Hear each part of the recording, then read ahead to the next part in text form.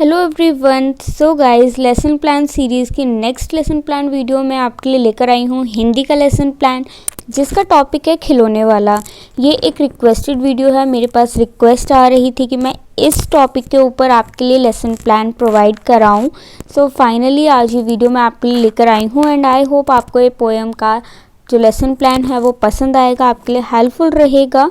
मुझे फीडबैक ज़रूर देना कमेंट सेक्शन में। सो स्टार्ट करते हैं हमारी आज की वीडियो।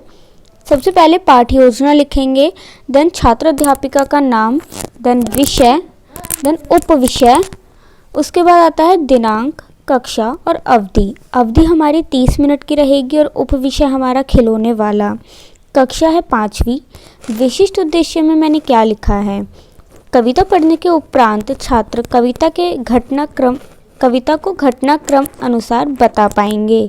सेकंड, कविता के प्रति बच्चों में रुचि जागृत होगी।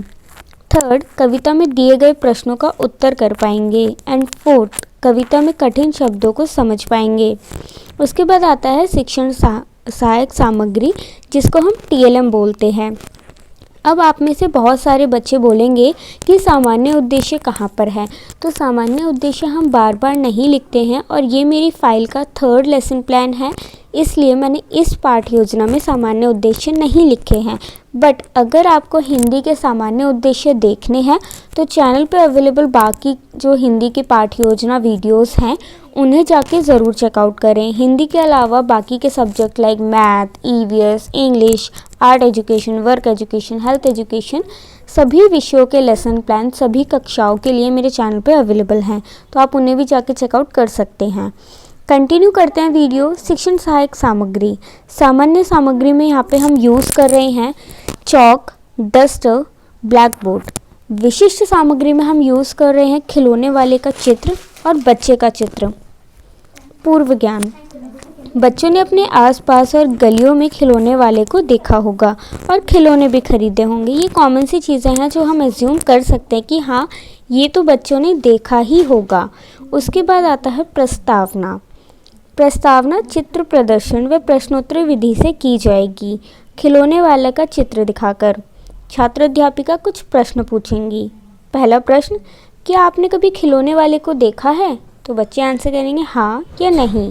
दूसरा प्रश्न, खिलौने वाले के पास कौन कौन से खिलौने होते हैं? तो बच्चे आंसर करेंगे तोता, बिल्ली, मोटर गाड़ी, रेल, तलवार आदि। क्या आपने कभी खिलौने वाले से खिलौने खरीदे हैं? तो बच्चे आंसर करेंगे हाँ या फिर नहीं। बच्चों को चित्र दिखाकर हम पूछेंगे कि बच्चे ने क्या खरीदा होगा, तो ये बच्चों को कैसे पता होगा? तो ये उनके लिए प्रॉब्लमेटिक क्वेश्चन हो जाएगा, जिसको हम कनेक्ट करके हमारी जो कविता है उसकी अनाउंसमेंट करेंगे, जिसको हम उद्देश्य कथन बोलते हैं। बच्चों, आज हम एक बहुत ही खूबसूरत कविता पढ़ेंगे जिसका शीर्षक है खिलौने वाला। इसको लिखा है सुभद्रा कुमारी चौहान ने और इसमें हम जान पाएंगे कि बच्चे ने क्या खरीदा। उसके बाद हम प्रस्तुतिकरण लिखेंगे। प्रस्तुतिकरण में आपको टेबल बनानी होती है, जिसमें पहली टेबल हमारी होती है शिक्षण बिंदु की, देन शिक्षक क्रिया, छात्र क्रिया और फिर मूल्यांकन।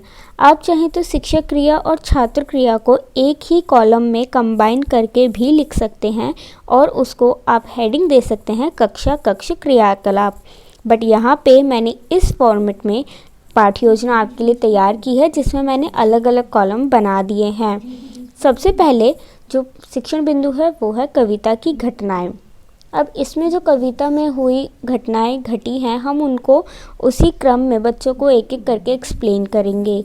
सो फर्स्ट हमारा है बच्चा खिलौने वाले को देखते हुए। अब यहाँ पे शिक्षक जो है, जो पीपल टीचर है, वो कविता को पढ़ेगी और उनसे प्रश्न पूछेगी।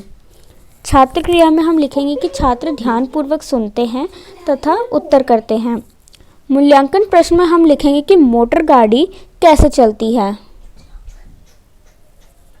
सेकंड पॉइंट हमारा है बच्चे का खिलौने का नाम लेना।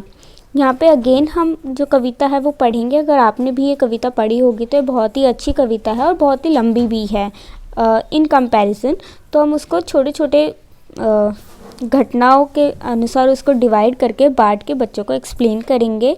तो इस तरीके से मैंने यहाँ पे जितने भी उसमें चीज़ें हैं कविता में दी हुई हैं उनको एक एक टीचिंग पॉइंट के अकॉर्डिंग डिवाइड किया है और पाठ योजना तैयार की है। जैसे कि यहाँ पे थर्ड पॉइंट हमारा है, बच्चा अन्य बच्चों का नाम लेता है। देन फोर्थ है, बच्चे को पैसे मिलते हैं। इवैल्यूएशन के लिए हम स्टैंजा के अकॉर्डिंग उनसे पूछ सकते हैं कि खिलौने वाले के पास कौन कौन से खिलौने हैं, मन्नू और मोहन ने क्या क्या ख़रीदा होगा, बच्चे को कितने पैसे मिले। तो इस तरीके की छोटे छोटे क्वेश्चंस आप बच्चों से पुटअप कर सकते हैं। और क्योंकि खिलौने वाला अक्सर हम अपनी डेली लाइफ में भी देखते हैं, तो आप इसको उनकी डेली लाइफ से भी रिलेट कर सकते हो। उसके बाद फिफ्थ टीचिंग पॉइंट है, बच्चा तलवार और तीर कमान खरीदेगा। अब यहाँ पे वो जो बच्चे की बात हो रही है उसने कौन सा खिलौना ख़रीदा, उसने तीर और तलवार ख़रीदी। उसके बाद सिक्स्थ हमारा टीचिंग पॉइंट है, बच्चा सोचता है कि वो क्या करेगा। उसके बाद हम यहाँ पे क्वेश्चन पूछ सकते हैं इवैल्यूएशन के लिए, बच्चा क्या बनना चाहता है।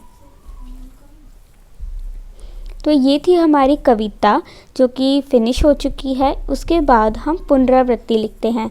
इसमें हम जो हमने क्लास में पढ़ाया है हम उसको कंबाइन करेंगे ताकि बच्चों को एक बार रिवाइज हो जाए कि आज की क्लास में हमने क्या पढ़ा। तो यहाँ पे मैंने लिखा है, शिक्षक बच्चों से प्रश्न पूछता है। पहला प्रश्न, खिलौने वाले के पास कौन कौन से खिलौने होते हैं। सेकंड क्वेश्चन, मनु ने गुड़िया ले ली है और मोहन ने क्या लिया है। थर्ड क्वेश्चन, बच्चा माँ से क्या सोचने के लिए बोलता है। देन लास्ट फोर्थ क्वेश्चन, आपको कौन सा खिलौना पसंद है। इसके बाद आता है गृह कार्य जिसको हम अधिगम विस्तार भी बोलते हैं। यहाँ पे मैंने लिखा है कि इस कविता में आपको क्या समझ आया उसको अपने शब्दों में लिखो और अपने पसंद के खिलौने का चित्र बनाओ। अब यहाँ पे आपने कविता बच्चों को अच्छे से एक्सप्लेन कर दी है, बच्चों को समझ में भी आ गई है। अब बच्चे जब उसको अपने शब्दों में लिखेंगे कि उन्होंने उस कविता से क्या समझा, क्या सीखा, तो उनसे उनके जो विचार करने की पावर है, थिंकिंग एबिलिटी है, वो डेवलप होगी। तो ये होमवर्क बहुत ही अच्छा है। इस तरीके का कोई भी क्रिएटिव होमवर्क आप बच्चों को दे सकते हो जो कि चाइल्ड सेंटर्ड हो, जिसको बच्चा एंजॉय करे। सो गाइज़, आई होप आज की वीडियो आपको पसंद आई होगी। वीडियो बनाने का मेरा पर्पस फुलफिल रहा होगा, आपके लिए हेल्पफुल रही होगी। सो मुझे कमेंट करके ज़रूर बताना। इसी तरीके की और भी लेसन प्लान्स मेरे चैनल पे अवेलेबल हैं, प्लेलिस्ट क्रिएट की हुई है मैंने सब्जेक्ट वाइज, उन्हें जाके ज़रूर चेकआउट करें। एंड अगर आपको किसी स्पेसिफिक टॉपिक पे लेसन प्लान चाहिए तो आप मुझे कमेंट करके बता सकते हो। थैंक यू गाइज़, मिलते हैं नेक्स्ट वीडियो में।